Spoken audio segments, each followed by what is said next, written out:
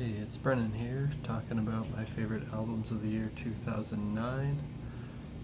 My favorite of the year was The Great Misdirect by Between the Buried and Me, another prog metal masterpiece to follow up their amazing album from 2007, Colors. My second favorite is Crack the Sky by Mastodon. This is where they changed their sound drastically to more of a prog metal sound from their previous sludge metal sound. This is the album that I first listened to in its entirety from Mastodon, and it's the album that made me fall in love with them. The third album of 2009 is Black Clouds and Silver Linings by Dream Theater.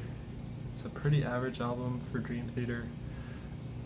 But everything they do has top-notch musicianship, so it still gets them into my top 3 of the year. Now let's go over some honorable mentions. Tall Poppy Syndrome by Leprous, another prog metal album, great band.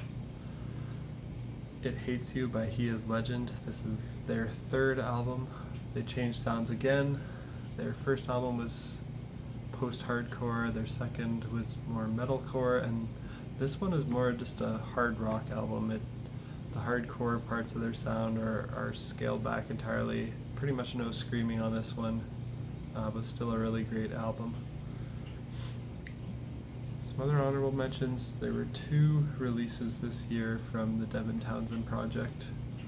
One was Key, which is more prog rock sounding, and the other was Addicted, which is kind of more alternative metal sound. Another honorable mention is The Incident by Porcupine Tree. It's another prog rock album. It's their last album that they ever made together, and unfortunately this is the year I discovered them, and it was the year they made their last album, but Steven Wilson went on to do great solo work after this as well. Another honorable mention is Act 3, Life and Death by The Deer Hunter, another prog rock album, a bit more of like an indie rock sound. Another one is The World I Want to Leave Behind by Monine. It's more of an indie rock album with some emo and post-hardcore influences. And the last one I'll mention is Sound Awake by Carnivool.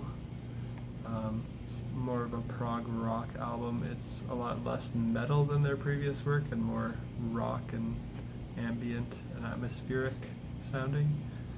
Still really good.